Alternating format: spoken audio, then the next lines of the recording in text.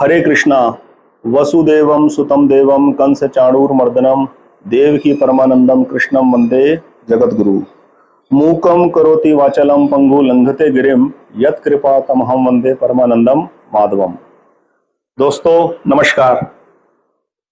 आज की वीडियो का टॉपिक है जन्म नक्षत्र और जन्म राशि का महत्व। जीवन में क्या महत्व है जन्म नक्षत्र का और जन्म राशि का, और उस महत्व को जानकर जीवन के अंदर उसकी क्या उपयोगिता हासिल की जा सकती है। किसी भी चीज की चर्चा करने का फायदा तब है, जीवन के कीमती समय को उसके ऊपर खपाने का तभी लाभ है जब उससे जीवन के अंदर कोई सुधार होता हो। तो आज जन्म नक्षत्र और जन्म राशि की उपयोगिता के बारे में, उसके महत्व के बारे में जानेंगे। और दूसरा, इस वीडियो के अंदर सबसे इंटरेस्टिंग बात मैं आपको बताऊंगा कि जो साप्ताहिक राशिफल के बारे में आप सुनते हैं कि फलाना ग्रह फलानी राशि में प्रवेश कर रहा है, इससे इन 3 राशि वालों को, 5 राशि वालों को या 7 राशि वालों को लाभ पहुंचेगा, वो कितना सही है या कितना गलत है इसका फैसला आप ही करेंगे। क्योंकि आज इस वीडियो में मैं ठीक इससे उल्ट जो मैटर है वो बताने के लिए आपको जा रहा हूं। एक ही जन्म राशि तो बड़ी दूर की बात है, क्योंकि एक राशि का जो स्पैन होता है वो 30 डिग्री का होता है और चंद्रमा एक राशि को पार करने में 2.25 दिन का समय लेते हैं। एक राशि के अंदर 2.25 नक्षत्र होते हैं और एक नक्षत्र को पार करने में चंद्रमा 1 दिन का समय लेते हैं। एक राशि तो दूर की बात, एक राशि के अंदर स्थित एक नक्षत्र में पैदा हुए 2 बच्चों का नेचर, हैबिट और भविष्य कभी भी एक जैसा नहीं हो सकता। आज का मेन इंटरेस्टिंग पॉइंट यही है दोस्तों, और आज मैं आपको एक्सप्लेन करूंगा इस नक्षत्रा व्हील के अकॉर्डिंगली। इस नक्षत्रा व्हील में अवकेड़ा चक्र के अंदर 360 डिग्री के ये गोल सर्कल का मैंने ये छोटा सा पोर्शन बनाया है, जिसके अंदर 30 डिग्री का ये स्पैन है मेष राशि का और 30 डिग्री का ये स्पैन है वृष राशि का। मैं आपको मेष राशि और वृष राशि के अंदर स्थित नक्षत्रों के अनुसार जन्म नक्षत्र और जन्म राशि का महत्व क्लियर करने की कोशिश करूंगा और उसकी उपयोगिता बताऊंगा जीवन में क्या है। दोस्तों इस वीडियो से एक सबसे अनूठा लाभ जो मिलेगा वो है, उसको एक्सप्लेन करने के लिए मुझे ये एग्जांपल आपको देना पड़ेगा, इसलिए वीडियो थोड़ी सी लंबी होगी और एंड तक इस वीडियो को जरूर देखिएगा। इतना टाइम तो आपको कंज्यूम करना ही पड़ेगा यदि आप इंटरेस्टेड है एस्ट्रोलॉजी के बारे में, और अगर आपको विश्वास है कि मैं कुछ एक्सेप्शनल चीज आज की इस वीडियो में देने वाला हूं। लाइफ में पूरी दुनिया के अंदर जो टोटल आबादी है वो 800 करोड़ की है, 800 करोड़ की है लगभग, ठीक है। ये 800 करोड़ की आबादी को यदि 12 राशियों में डिवाइड कर दें तो एक राशि के हिस्से में 67 करोड़ लोग आते हैं। आप खुद सोचिए, एक राशिफल क्या 67 करोड़ लोगों के ऊपर लागू हो सकता है? क्या एक बात, एक राशि वालों के लिए बताई गई बात दुनिया के 67 करोड़ लोगों के ऊपर लागू हो सकती है? आप खुद सोचिए। मैं ठीक इसके उल्ट अपोजिट ये वीडियो बनाने जा रहा हूं आज, और इसमें मैं एक्सप्लेन कर रहा हूं मेन के राशि तो बहुत दूर की बात, नक्षत्र के अंदर पैदा हुए 2 बच्चों का एक भविष्य और एक हैबिट और एक आदतें, एक नेचर कभी भी नहीं हो सकता। उस चीज को आज मैं एक्सप्लेन करूंगा, ठीक है। दूसरा, एक और यूनिक बात आपको पता लगेगी, पूरी दुनिया के अंदर जितने भी लोग हैं उनकी प्रॉब्लम के मुख्य 2 ही कारण हैं। पहला हेल्थ और दूसरा वेल्थ। जिस व्यक्ति की हेल्थ ठीक नहीं है, नॉर्मल नहीं है, वो परेशान है, दुखी है। सभी नहीं है, जिनको आत्मज्ञान हो रखा है वो संतुष्ट है, उनको पता है कि उनकी हेल्थ ठीक ना होने का क्या वजह है, उन्होंने अपने आप को एक सही मोड में टिकाया हुआ है। मैं एक आम आदमी की बात कर रहा हूं जो अपनी प्रॉब्लम का हल एस्ट्रोलॉजी के माध्यम से या अन्य और कारणों से ढूंढने का प्रयत्न करते हैं। जिस व्यक्ति का हेल्थ इशू है वो संसार के भोगों को सामने पड़ा हुआ देखकर भी भोग नहीं सकता। पहली बात, पहली प्रॉब्लम। दूसरी प्रॉब्लम आदमियों की क्या होती है, व्यक्तियों की, इंसानों की क्या प्रॉब्लम होती है? Wealth problem. कि वेल्थ नहीं है, अर्थ की कमी है, पैसे की कमी है। हेल्थ तो ठीक है, हाथ पैर तो बिल्कुल ठीक है, भोगों को भोग सकते हैं, लेकिन भोग भोगने के लिए, भोगों को अर्जित करने के लिए धन नहीं है, पैसे की कमी है, ये दूसरे प्रकार का दुख है। अब इससे भी बड़ा जो तीसरा जो दुख है वो है व्यक्ति की अपनी मूर्खता की वजह से जो पैदा होता है वो दुख। वो दुख क्या है कि व्यक्ति की हेल्थ भी ठीक है और वेल्थ भी ठीक है, सब कुछ ठीक है, अब उसके बावजूद भी वो दुखी है। वो किस लिए दुखी है? वो दुखी है वैचारिक मतभेद की वजह से। आदमी के विचार नहीं मेल खाते जिनके संपर्क में वो है, परिवारजनों के, मित्रजनों के और अपने वर्क प्लेस के ऊपर। आज की ये वीडियो उसी वैचारिक मतभेद के बारे में भी हमारे को जानने के लिए जानकारी देती है, जिससे हमें ये पता लग जाए कि लाइफ के अंदर प्रॉब्लम का रीजन क्या है एस्ट्रोलॉजी के हिसाब से। ठीक है, तो अब आज की वीडियो आरंभ करते हैं। 12 राशियां 360 डिग्री के एक सर्कल में 30-30 डिग्री के स्पैन में दोस्तों होती है। 30 डिग्री की एक राशि होगी मेष राशि, फिर 30 डिग्री की अगली राशि होगी वृष, इसी प्रकार मिथुन, कर्क, सिंह, कन्या, तुला, वृश्चिक, धनु, मकर, कुंभ, मीन। इसी प्रकार की 12 राशियों का ये नक्षत्रा व्हील होता है, जिसको हिंदी में बोलते हैं अवकेड़ा चक्र। इसके अंदर ये मैंने जो मेंशन किया है यहां तक का एरिया, ये मेष राशि का एरिया है यहां तक। अब बात करते हैं मेष राशि में 2.25 नक्षत्र होते हैं, पूरे का पूरा तो होता है अश्विनी नक्षत्र। ठीक है जी, 13 डिग्री 20 सेकंड का इसका स्पैन होता है। फिर 13 डिग्री 20 सेकंड से 26-40 तक का जो स्पैन होता है, अगले 13 डिग्री 20 सेकंड का, वो होता है भरणी नक्षत्र का। तो ये 4 चरण पूरे अश्विनी नक्षत्र के और 4 चरण पूरे भरणी नक्षत्र के होने के बाद केवल एक ही चरण की जगह बाकी बचती है, जिसके अंदर कृतिका नक्षत्र का पहला चरण आता है, और बाकी का कृतिका नक्षत्र के 3 चरण अगली राशि में फॉल करते हैं भरणी राशि के अंदर। अब मैं आपको एक्सप्लेन करूंगा किस प्रकार एक ही राशि और एक ही नक्षत्र के अंदर जन्मे दो व्यक्तियों का भविष्य कभी एक नहीं हो सकता, हैबिट एक नहीं हो सकती, नेचर कभी एक नहीं हो सकता, किसी भी चीज को डील करने की तरीका एक नहीं हो सकता, जिसकी वजह से वैचारिक मतभेद पैदा होता है। ठीक है, और लाइफ के अंदर जो प्रॉब्लम्स क्रिएट होती है उसका हल आदमी एस्ट्रोलॉजी के माध्यम से ढूंढने का प्रयत्न करता है। उसको एक्सप्लेन करता हूं। मेष राशि के अंदर जन्मे हर व्यक्ति की जो स्वामी है मेष राशि के, वो है मंगल, ये कॉमन है। जन्म राशि स्वामी मंगल, ये कॉमन है। अब उसके अंदर आते हैं केवल और केवल उस व्यक्तियों के लिए जिनका जन्म अश्विनी नक्षत्र के अंदर हुआ है। अश्विनी नक्षत्र के अंदर जितने जातक पैदा हुए हैं उनके नक्षत्र लॉर्ड है केतु। अब मंगल के साथ केतु का भी कॉम्बिनेशन हो गया। अब सबसे यूनिक बात क्या है कि अश्विनी नक्षत्र के जो पहले चरण में व्यक्ति पैदा हुआ है उसको एक विशेष पावर जो मिलेगी वो मिलेगी मंगल से, क्योंकि अश्विनी नक्षत्र के प्रथम चरण के जो लॉर्ड है वो है मंगल। तो इस जातक, जो जातक मेष राशि में अश्विनी नक्षत्र के पहले चरण में पैदा हुआ है, उसके अंदर ग्रहों का कॉम्बिनेशन क्या होगा? मंगल, केतु, मंगल। इस आदमी के काम करने की आदतें किस प्रकार होगी आप सोच सकते हो। ग्रहों की प्रमुखता क्या है? मंगल, केतु, मंगल। मंगल अडिगता, कंसिस्टेंट, अग्रेसिव, पैशनेट, किसी भी काम को तेजी से करने का जोश और अपना जुनूनी, ठीक है, और थोड़ी सी अकड़बाज भी कह सकते हो, ठीक है, स्टिफनेस। और केतु, केतु क्या दर्शाता है? किसी काम को करने के लिए कोई एक्सेप्शनल स्टेप लेना, ठीक है, आम ऑर्डिनरी स्टेप से हटकर कुछ एक्स्ट्रा ऑर्डिनरी एक्सेप्शन काम करना और सीक्रेट तरीके से करना। ये अश्विनी नक्षत्र के पहले चरण के अंदर पैदा हुए जातक का नेचर शो करता है। अब बात करते हैं अश्विनी नक्षत्र के अंदर दूसरे चरण के अंदर पैदा आदमी के बारे में। जो जातक मेष राशि के अंदर अश्विनी नक्षत्र के दूसरे चरण में पैदा हुआ है, मेष राशि के स्वामी मंगल कॉमन रहेंगे, नक्षत्रा लॉर्ड केतु कॉमन रहेंगे, और दूसरे चरण के अंदर जो जातक पैदा हुआ है उसको एक विशेष कॉम्बिनेशन मिलेगा शुक्र की पावर का।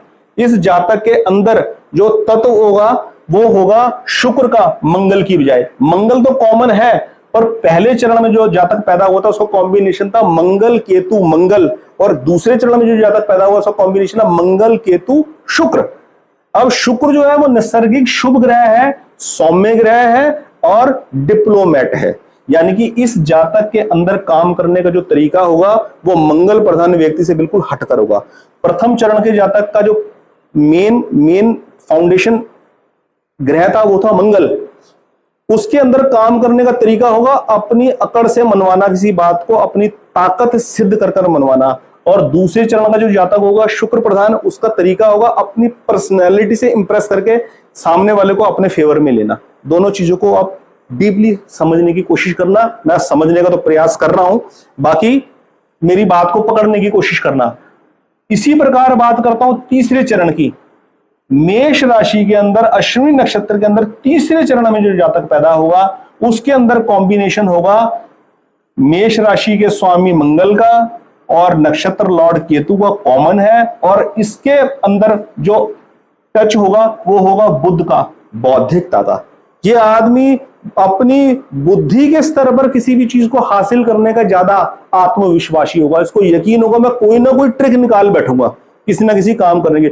इसीलिए मैं कहता हूं एक ही परिवार के अंदर यदि एक ही नक्षत्र के अंदर दो व्यक्ति पैदा हुए होंगे, आप सोचिए एक आदमी पैदा है प्रथम चरण में और दूसरा आदमी पैदा है तीसरे चरण के अंदर। यहां मंगल के अंदर स्टिफनेस देख लीजिए और यहां बुध की मेंटल एटीट्यूड देख लीजिए। वो हर चीज को अपनी बुद्धि बौद्धिकता के स्तर पर पाने का इंटेंशन रखता है। और प्रथम चरण के अंदर पैदा हुआ व्यक्ति अपनी ताकत और अपनी अडिगता के स्तर पर किसी चीज को हासिल करने का इंटेंशन रखता है।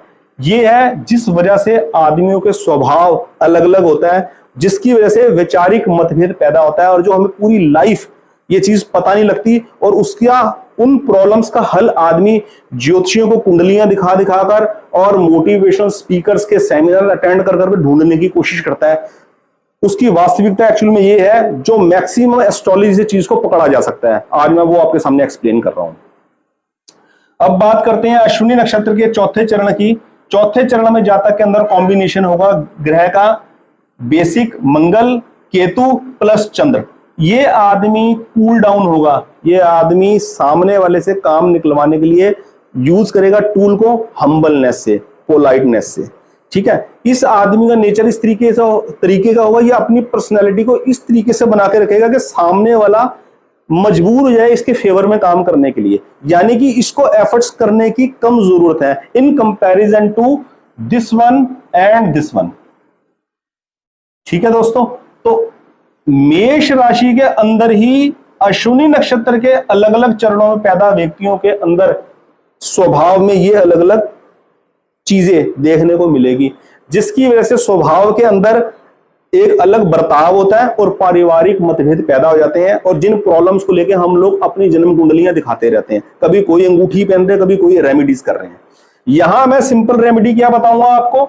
जो भी जातक मेष राशि के अंदर अश्विनी नक्षत्र के अंदर पैदा हुआ है वो सिंपल सी एक रेमेडी करे। क्या? केले का पेड़ का रोपण करे किसी मंदिर के अंदर या किसी भी ऐसे साफ स्थान पर जहां लोग केले के पेड़ की पूजा करते हो। ठीक है, हमारी हिंदू सनातन संस्कृति का जो जड़ें हैं वो बहुत ही मजबूत है और अटूट है। ठीक है, वृक्षारोपण करे केले का पेड़ या कहीं आक का पेड़ या धतूरे का पेड़ लगाओ तो उसको जल सिंचन करे, उसको जल चढ़ाए। कब? हफ्ते में एक बार, महीने में एक बार। ये सिंपल सी रेमेडी है अश्विनी नक्षत्र के अंदर पैदा हुए आदमी के लिए। ठीक है दोस्तों, तो मेष राशि के अंदर अश्विनी नक्षत्र को क्लियर कर दिया। बात करते हैं मेष राशि के अंदर अगले नक्षत्र भरणी नक्षत्र की। भरणी नक्षत्र के अंदर राशि स्वामी, मेष के राशि स्वामी तो मंगल सेम है, कॉमन है, लेकिन नक्षत्र बदलने की वजह से नक्षत्र लॉर्ड चेंज होगा। अब केतु के बाद आ गए शुक्र, यहां पर शुक्र नक्षत्र लॉर्ड हो गए। पूरे नक्षत्र के स्वामी शुक्र हैं। लेकिन भरणी के पहले चरण के अंदर जो जातक पैदा होगा उसके अंदर कॉम्बिनेशन क्या होगा? मंगल शुक्र प्लस उसको सूर्य की तीव्रता, सूर्य का तेज, सूर्य का ओज प्राप्त हो गया। उसकी पर्सनालिटी जो होगी वो बहुत डोमिनेटिंग पर्सनालिटी होगी। ठीक है, शुक्र की पर्सनालिटी जो होगी वो अट्रैक्टिव होगी, अट्रैक्ट करने वाली होगी। लेकिन सूर्य के टच से जो आदमी को पर्सनालिटी डेवलप करेगा वो करेगा डोमिनेटिंग, इंप्रेसिव, इंप्रेस कर देगा दूसरे आदमी को। ठीक है दोस्तों, भरणी नक्षत्र के पहले चरण के अंदर कॉम्बिनेशन बना। जिस जातक का जन्म हुआ है पहले चरण में भरणी के, मंगल शुक्र प्लस सूर्य, और यहां पर मंगल शुक्र और चंद्र का कॉम्बिनेशन रहेगा किसके लिए, जो भरणी के दूसरे चरण में पैदा हुआ है। मंगल की अधिकता भी है, पैशन भी है, शुक्र की सौम्यता भी है, और पर्सनैलिटी से अट्रैक्ट करने का गुण भी है, और साथ में हम्बलनेस भी है। बहुत ही अच्छा कॉम्बिनेशन है दूसरे चरण में पैदा हुए व्यक्ति का। भरणी के दूसरे चरण में जो पैदा हुआ है, चरण स्वामी, नक्षत्र चरण स्वामी चंद्र है। ठीक है, मेष राशि में भरणी नक्षत्र के तीसरा चरण का जो चरण स्वामी है वो है शुक्र। मेष राशि के स्वामी मंगल, भरणी के स्वामी शुक्र, और भरणी नक्षत्र के तीसरे चरण के स्वामी फिर से शुक्र। यानी कि इस चरण में पैदा हुए जातक के अंदर जो सबसे अधिक तत्व होगा वो मंगल ग्रह और शुक्र ग्रह का होगा। अधिकता, साहस, पराक्रम और शुक्र से रिलेटेड शालीनता, अट्रैक्टिव और इंप्रेसिव पर्सनैलिटी, ये तीसरे चरण के अंदर पैदा हुए जातक का गुण होगा। इसी प्रकार बात करते हैं भरणी नक्षत्र के चौथे चरण की, जिसके चरण के स्वामी है मंगल। तो पूरे राशि के स्वामी मंगल, नक्षत्र स्वामी शुक्र और चरण स्वामी मंगल। इस जातक के अंदर जो गुण होगा ज्यादा वो होगा मंगल का और शुक्र का। इसमें शुक्र की रेशो ज्यादा है, तीसरे चरण में पैदा हुए जातक के अंदर शुक्र की रेशो, शुक्र की क्वालिटी ज्यादा है प्लस मंगल, और चौथे चरण के अंदर पैदा हुए आदमी के अंदर मंगल की क्वालिटी ज्यादा है, शुक्र की थोड़ी कम है। तो ये कॉम्बिनेशन है। इस सारी वीडियो को समझाने का जो सार तत्व है वो सार तत्व ये है कि एक ही नक्षत्र के अंदर पैदा हुए जातक का नेचर किस प्रकार अलग होता है, और नेचर अलग होने से उसके लाइफ के हर डिसीजन लेने की जो कैपेसिटी होती है वो अलग अलग होती है, जिसकी वजह से जीवन में सुख और दुख पैदा होता है। और यहां एस्ट्रोलॉजी को हम दूसरे तरीके से देखते हैं कि ये ग्रह बैठा हमारे को नुकसान पहुंचा रहा है इसलिए जीवन के अंदर दुख है। ऐसा नहीं है, ऐसा बिल्कुल भी नहीं है। अब बात करते हैं मेष राशि के अंदर अंतिम चरण, 9वें चरण की, जिसके अंदर कृत्तिका नक्षत्र फॉल करता है, जिसमें कृत्तिका नक्षत्र का केवल एक ही चरण आ पाता है, और मंगल कॉमन है मेष राशि के स्वामी, और नक्षत्र स्वामी कृत्तिका नक्षत्र के जो नक्षत्र लॉर्ड है वो है सूर्य, और प्लस कृत्तिका नक्षत्र के पहले चरण के जो स्वामी है, चरण स्वामी, वो है गुरु। तो यहां कॉम्बिनेशन बना, कृत्तिका नक्षत्र के पहले चरण में जो जातक पैदा होगा उसके अंदर जो मूल तत्व होंगे वो होंगे मंगल के, सूर्य के और गुरु के। बहुत ही बढ़िया कॉम्बिनेशन है। और कभी भी आप ये देखना कि गण बेशक राक्षस गण है इस नक्षत्र में पैदा हुए जातक का, लेकिन इस जातक के अंदर जो इंटेलिजेंस लेवल होगा, जो जीवन के प्रति गंभीरता होगी किसी डिसीजन को लेने की, वो अश्विनी और भरणी नक्षत्र के कंपैरेटिवली ज्यादा डीप होगी कृत्तिका नक्षत्र के अंदर पैदा हुए आदमी के। ठीक है, क्योंकि इस जातक के अंदर मंगल, सूर्य और गुरु का कॉम्बिनेशन है, तीनों आपस में मित्र संबंध रखते हैं। ठीक है, इस तरीके की जो कंपैटिबिलिटी होती है ना, उस जातक के अंदर मेंटल कंसिस्टेंसी ज्यादा अच्छी होती है, किसी डिसीजन को लेने में कशमकश नहीं होती, ज्यादा डबल माइंडेड नहीं होते, स्ट्रेट अवे अपने फैसले पे पहुंचते हैं। तो ये मैंने मेष राशि के अंदर 2.25 नक्षत्र के बारे में आपको इलैबोरेट किया, और इस प्रकार आप देख सकते हैं नक्षत्र के अलग अलग चरणों में पैदा होने की वजह से, अलग अलग नक्षत्र में पैदा होने की वजह से अश्विनी नक्षत्र के अंदर पैदा हुए जातक का गण जो होता है वो देव होता है, भरणी नक्षत्र के अंदर पैदा हुए जातक का जो गण है वो मनुष्य गण होता है, कृत्तिका नक्षत्र के अंदर पैदा हुए व्यक्ति का जो गण होता है वो राक्षस होता है। तो ये गण से ही पता लगता है कि किसी भी चीज के काम करने की जो इंटेंसिटी होगी और जो भावना होगी वो इस गण से भी क्लियर होती है। इसलिए आदमी का नेचर कितना अलग होता है, स्वभाव कितना अलग होता है, जो जीवन में सुख दुख का कारण बनता है। अब बात करते हैं कृत्तिका नक्षत्र की, जो वृष राशि के अंदर आ गया। अब यहां राशि लॉर्ड चेंज हो गए, राशि लॉर्ड अब बन गए हैं शुक्र, क्योंकि वृष राशि के स्वामी शुक्र कहलाते हैं। शुक्र राशि लॉर्ड हो गए और नक्षत्रा लॉर्ड हो गए,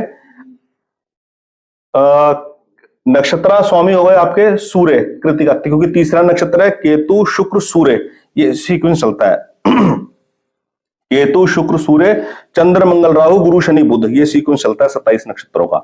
तो वृष राशि के अंदर कृतिका नक्षत्र के 3 चरण आ गए। पहला चरण पिछली राशि मेष राशि में चले गया और अगले 3 चरण वृष राशि के अंदर आ गए। इस प्रकार कृतिका नक्षत्र के अंदर दूसरे चरण में पैदा जो जातक होगा, उसके अंदर जो जिन ग्रहों का मूल सार होगा वो होगा राशि स्वामी शुक्र का, नक्षत्र लॉर्ड सूर्य का और चरण लॉर्ड दूसरे चरण के स्वामी शनि का। शुक्र, सूर्य और शनि का कॉम्बिनेशन होगा उस जातक के अंदर। उस जातक के अंदर अडिगता होगी, पर्सनैलिटी के प्रति एटीट्यूड होगा, अपनी बात को मनवाने का, प्लस गंभीरता होगी। वो व्यक्ति अंतर्मुखी होगा क्योंकि जो चरण स्वामी है वो शनि है। शनि जो है वो व्यक्ति को गंभीर बनाता है, वो व्यक्ति को जीवन के प्रति मैच्योर बनाता है। शनि प्रधान व्यक्ति जो भी होगा, शनि का टच जिस भी जातक के अंदर होगा, वो आदमी लाइफ के प्रति सीरियस होगा। लाइफ की किसी भी एस्पेक्ट को जानने की ईगरनेस उस व्यक्ति में आम आदमी से ज्यादा होगी। इसी प्रकार कृतिका नक्षत्र के तीसरे चरण का जो लॉर्ड है, तीसरे चरण का लॉर्ड भी शनि है। यहां पर भी कॉम्बिनेशन सेम रहेगा, शुक्र का, सूर्य का और शनि का। उस जातक के अंदर इन तीनों ग्रहों के तत्व जो होंगे वो ज्यादा पाए जाएंगे, उस हिसाब से उसका नेचर होगा। और सेम कृतिका के चौथे चरण के स्वामी गुरु हैं। यहां कॉम्बिनेशन फिर वही बनता है जो यहां कॉम्बिनेशन बना था। नहीं, यहां से बिल्कुल अलग बनेगा, सॉरी, यहां से अलग कॉम्बिनेशन बनेगा क्योंकि ये मेष राशि में फॉल कर रहा था। गुरु चौथे चरण के स्वामी है, इसलिए कॉम्बिनेशन बनेगा जातक के अंदर शुक्र का, सूर्य का और गुरु का। मैं उम्मीद करता हूं दोस्तों इस वीडियो के माध्यम से मैं अपनी बात को कन्वे कर पाया। अब मैं वृष राशि के अंदर अगले जो नक्षत्र है रोहिणी और मृगशिरा, इनकी बात नहीं करूंगा क्योंकि मामला ज्यादा कॉम्प्लिकेटेड हो जाएगा और वीडियो बहुत ज्यादा अधिक लंबी हो जाएगी। जो पर्पस था वो इतने से सॉल्व होता है, ठीक है। पर्पस ये था कि जातक का जन्म नक्षत्र प्लस जन्म राशि का क्या महत्व है हमारे स्वभाव, हमारी हैबिट और हमारे भविष्य को लेकर, और उसको जानकर हम कितना अपने आप को अपलिफ्ट कर सकते हैं, कितना अपने आप को अटेंटिव कर सकते हैं एस्ट्रोलॉजी को जानकर फायदा उठाने के लिए। तो मेष राशि के अंदर 2.25 नक्षत्र हमने लिए, अश्विनी, भरणी, कृतिका, और कृतिका के 3 चरण हमने ले लिए वृष राशि के अंदर। वृष राशि के जो अगले वृष राशि के अंदर जो अगले नक्षत्र है वो है रोहिणी के पूरे 4 चरण और मृगशिरा के केवल 2 चरण। क्यों? क्योंकि 9 चरण होते हैं एक राशि के अंदर। 3 चरण तो आ गए कृतिका नक्षत्र के और रोहिणी के पूरे 4 चरण आ गए, तो 3 और 4 7। तो मृगशिरा के 4 चरणों में से केवल 2 चरण ही यहां फॉल करते हैं वृष राशि के अंदर। मृगशिरा के केवल 2 चरण आते हैं, बाकी अगले 2 चरण मिथुन राशि में चले जाते हैं। तो आज की वीडियो में इतना ही। वीडियो के बारे में अपने व्यूज मुझे अपने कमेंट बॉक्स में देती रहिए प्लीज, और चैनल को सब्सक्राइब करके शेयर कीजिए यदि आपको मेरी वीडियो पसंद आती है। और अगर मेरी वीडियो पसंद नहीं भी आती तो भी मुझे कमेंट में बताइए, और नए किस टॉपिक के ऊपर आप वीडियो देखना चाहते हैं वो भी मुझे बताइए। बहुत बहुत धन्यवाद। हरे कृष्णा।